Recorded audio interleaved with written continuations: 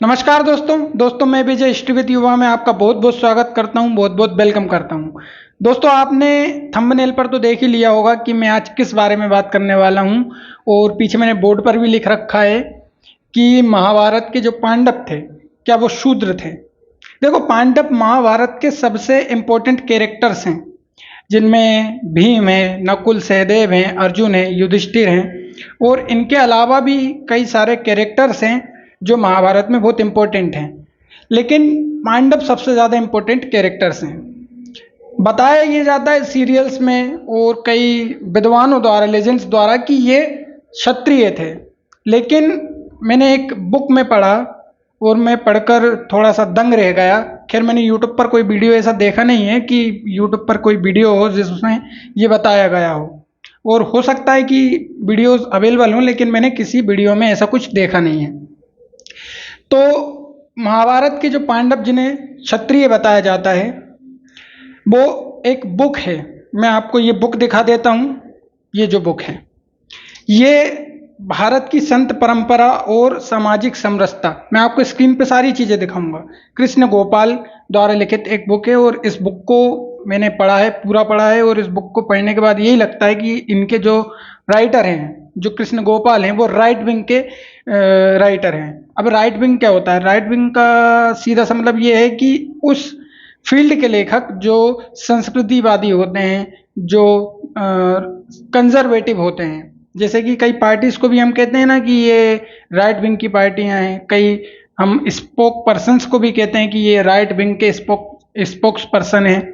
तो right wing का सीधा सा मतलब ये है कि जो राइटर धर्म संस्कृति को बचाने की कोशिश करते हैं, रूढ़ियों को बचाने की कोशिश करते हैं, उन्हें हम राइट विंग के राइटर्स कहते हैं। ये आप समझ चुके होंगे। और ये बुक मैं बता दूं बहुत ऑथेंटिक है। इसे कॉलेज में पढ़ाया जाता है। मैं जिस कॉलेज में पढ़ता हूं उस कॉलेज में इस बुक को पढ़ाया जाता है। मध्य प्रदेश हिंदी ग्रंथ अकादमी भोपाल द्वारा इसे प्रकाशित किया जाता है। ये मैंने आपको बुक के बारे में सब बता दिया है। इसकी कॉस्ट इस बुक में लिखी है कुछ 220 रुपए के आसपास है। आप इसे खरीद भी सकते हैं। ठीक, अब हम बात करते हैं जिसके लिए मैं आपसे आज जुड़ा हूं, उस पर चर्चा करते हैं कि महाभारत के जो पांडव थे क्या वो शूद्र थे। मैं आपको बुक में जो लिखा है उसके सारे स्क्रीनशॉट टीवी पर स्क्रीन पर दिखाऊंगा। आप देख लेना, संतुष्ट हो जाना। आपको कोई प्रश्न पूछना हो लास्ट में बिल्कुल पूछना, कमेंट कर देना, क्योंकि लाइव क्लास तो है नहीं, तो मैं आपके सारे कमेंट्स के जवाब आपको दूंगा। देखो, अगर हम भारतीय समाज की बात करें तो ये जो बड़ा वाला गोला है, ये समझ लो ये भारतीय समाज है पूरा। भारतीय समाज कई सारी समाजों से मिलकर बनता है। भारतीय समाज में हिंदू समाज है, ब्राह्मण समाज है, जैन समाज है, बुद्ध समाज है, और हिंदू समाज के अंदर भी राजपूत समाज है, और जाटव समाज है, मेहतर समाज है, ब्राह्मण समाज है, बहुत सारी समाजें हैं। हमारे देश में ईसाई समाज है। यानी कि बहुत सारे समाजों से मिलकर हमारा ये भारत देश, प्यारा सा सतरंगी भारत देश बनता है। अगर हम हिंदू कम्युनिटी की बात करें, हिंदू समाज की बात करें, तो इसमें बहुत सारे छोटे छोटे समाज हैं।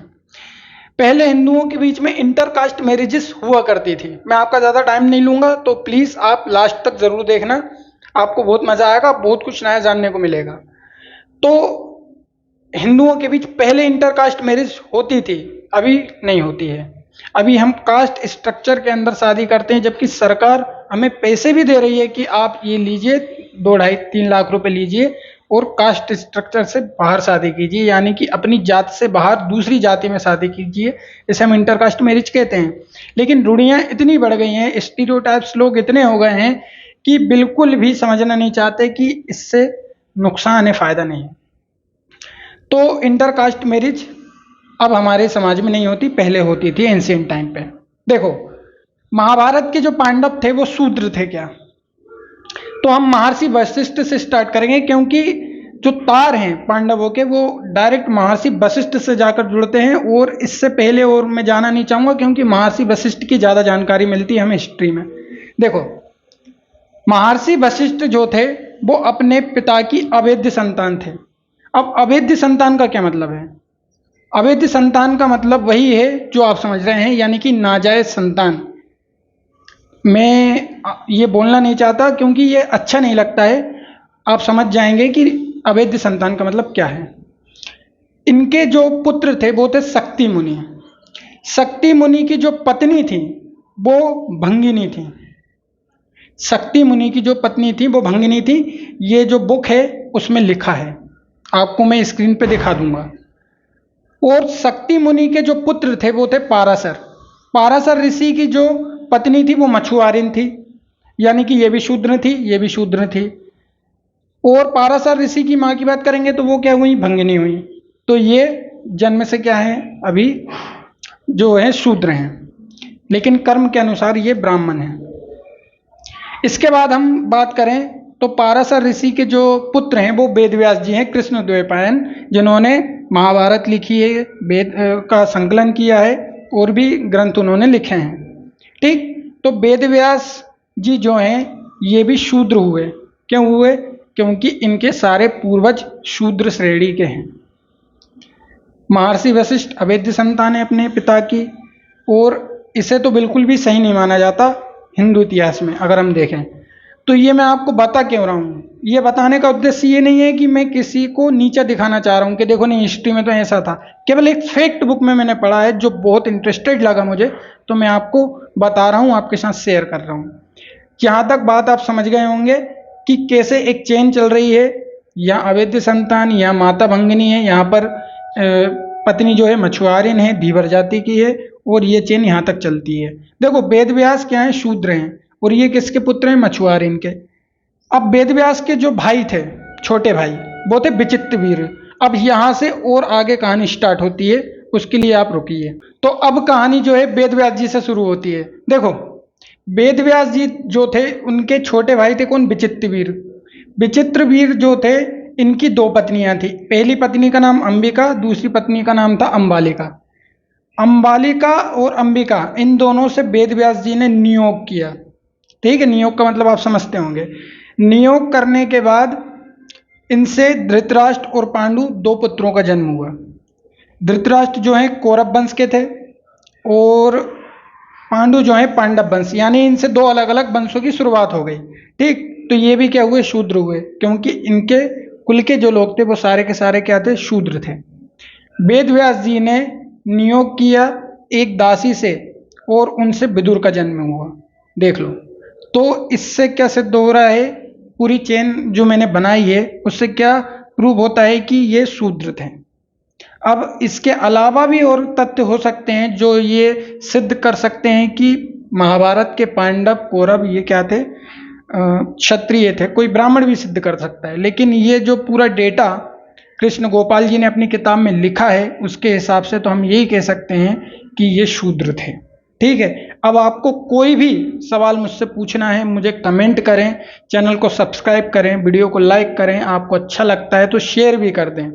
ठीक, एक बात और देखो, पांडव जो थे इनमें एक अर्जुन भी थे, और अर्जुन के यहाँ श्री कृष्ण ने अपनी बहन भी आई थी। श्री कृष्ण को बहुत से हिस्टोरियंस ने अनार्य लिखा है, यानी कि श्याम वर्ण का, यानी कि काले वर्ण के जो लोग होते हैं, यानी कि जो मूल निवासी होते हैं, उनको कुछ लोगों ने क्या बताया है, श्री कृष्ण को अनार्य बताया है। तो देखो अनार्य थे, मूल निवासी थे, तो उन्होंने अपनी बहन की शादी पांडवों के यहाँ की, जिन्हें आर्य कहा जाता है। आर्य और अनार्य में अंतर होता है, ये मैंने पिछली वीडियोस में, बहुत सारी वीडियोस में बताया है। तो इतना सारा जो हमने एनालिसिस किया है उससे ये सिद्ध होता है कि ये शूद्र थे। ये मैं सिद्ध नहीं कर रहा हूँ, ये किताब में लिखा है। ठीक है, आपको स्क्रीन पे मैं सारा डेटा दिखाऊंगा, आप स्क्रीनशॉट लें, खूब आराम से पढ़ें, पूरा एनालिसिस करें, लेकिन जो बताया है उसको समझें। ठीक है दोस्तों, मिलते हैं नेक्स्ट क्लास में।